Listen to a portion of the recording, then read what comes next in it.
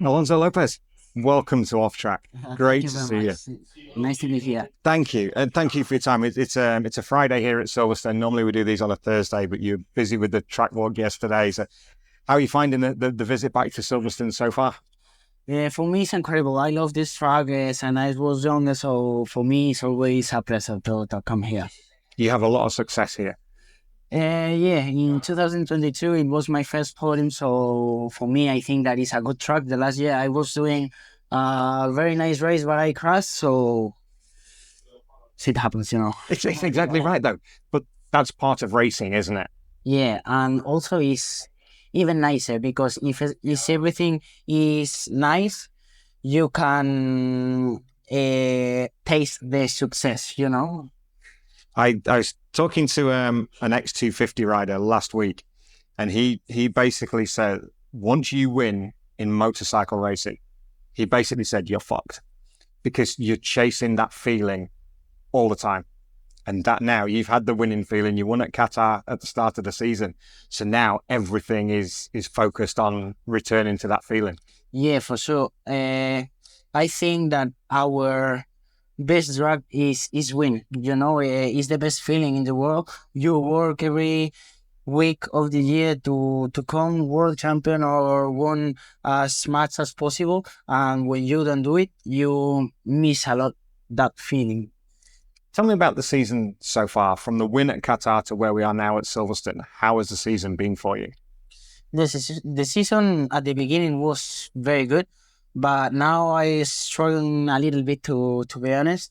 I try to focus on my feeling another time to try to find another time the setup because we are going a little bit far away in the front part because I'm using a lot the front tire. So at the final part of the race, I lost a lot of contact with the front, and for me, it's very difficult. But we are working. I think that if we fix that, we can make a very good step forward at the final part of the race and fight for podiums or wins. How has the transition been to Pirellis this year? Because I speak to a few riders and they say it goes good, and then it drops. So you have to manage, you have to manage your race for the rear, but also you now have to manage your race for the front as well. So it's a balance for you. Yeah, it's a balance because at the front part of the year, my point was the rear. We changed a lot to fix the rear, and we fixed so good. And I have a lot of grip, but that grip doesn't help me into the front. So now I have to make a balance between the bike of the beginning and the bike of the last two races to try to be as best as possible. It's a very difficult thing, isn't it? You try and bring all the grip to the rear, but then with too much rear grip, yeah, exactly, you compromise the front. Exactly. What's that like around a track like Silverstone? You've done practice one this morning, so you've had the bike out. How's it feeling here for the weekend? For every Boscoscuro was a tricky morning because we don't find the best feeling, but I think that we always find at the final part of the weekend to fight for victories. So I'm not scared. I just need to work. We need to work a little bit on the setup, but we are gonna do it for sure. The Boscoscuro, you mentioned the Boscoscuro chassis. It's become the chassis to have this year with the Boe team and what you and Fermin are doing with the bike. What's changed this year? Has it been the tires, or is there a development within the chassis? We developed a little bit, but just a little bit in compare with the last year. Luca was scared about the Pirellis, but for us was even better than Carex, the change. So now we are making good progress with good riders because on the past, some teams want our bikes, but Luca wants a top team with top riders. No, he said that to make last one, is already the Calex. Yes, he said that. So it's true. Until he didn't find a good team with good riders, he didn't give them the bikes. It's the right way to go. Yeah. No question. How do you see the rest of the season developing to tracks that you know, tracks that you've had success on? How do you see the season unfolding from Silverstone? I think that it could be a very good season. I'm not very far away about the of the championship. I'm sure that if we fix well the with the team, with the bike, with my feelings, I can still fight for it. So I'm very focused with my batteries full charge. So I will try for sure. But it's very important this part of the championship to get as much points as possible. When the time comes, Fermin has it's been widely known that he's moving on to MotoGP next year. What does the future look like for Alonso Lopez? How does the MotoGP path fit in for your career as we sit here now? Now, for sure, I'm focused on Moto2, but I'm still having an option to go to MotoGP. We will see, but now it depends about my results. So if I get good results, I can go, and if not, no.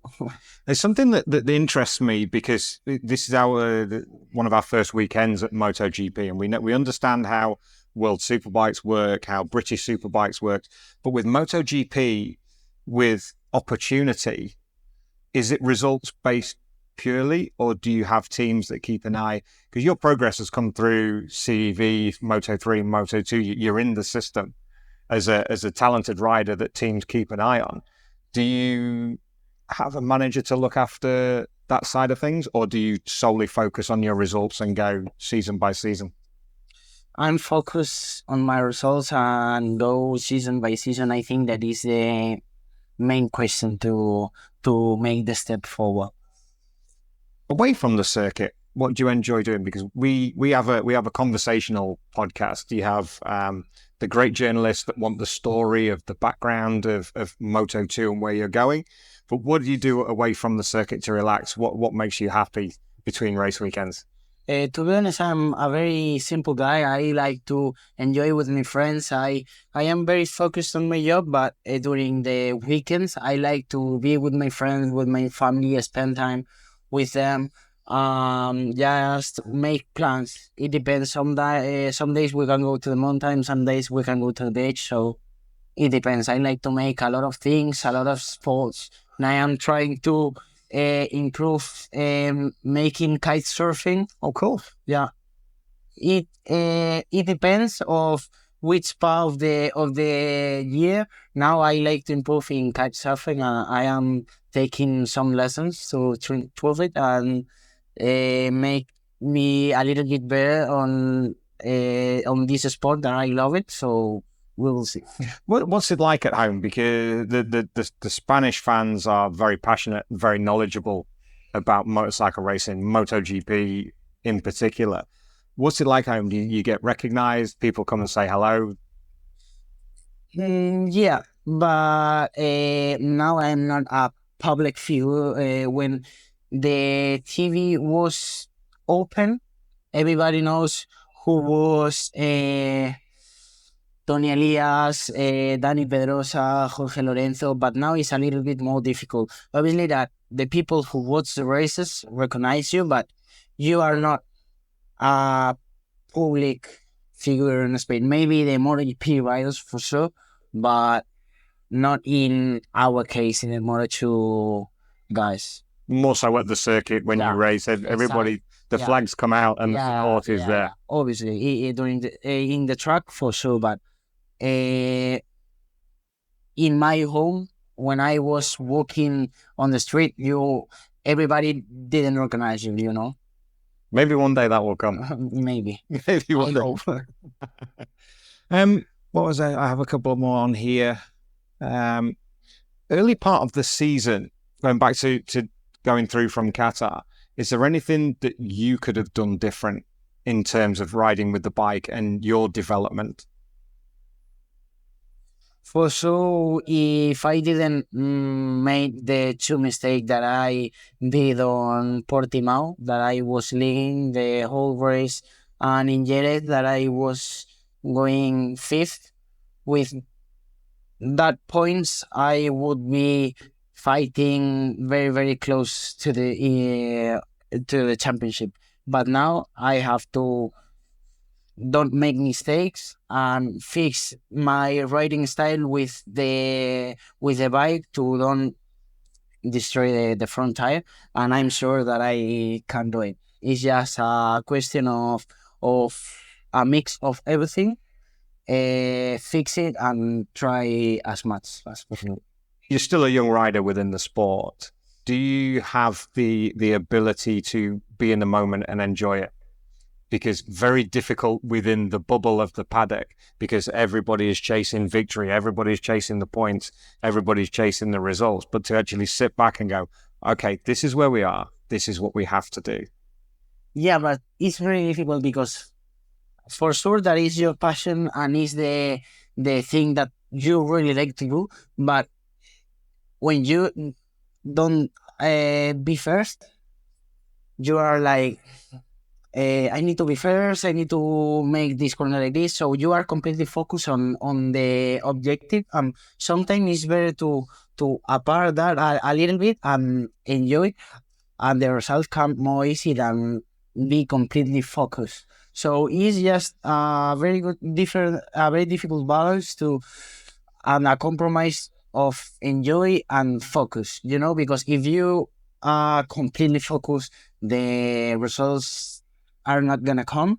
And if you are completely enjoying your life, the result, it doesn't come as well. So it's a very difficult balance to enjoy and to be focused, Is that something you've always been, or has that come as you've moved into Moto2 and as you grow as a person, you understand how you need to get the best of you? Yeah, exactly. When I was younger, I was always even much focused than now, and the result, it doesn't come.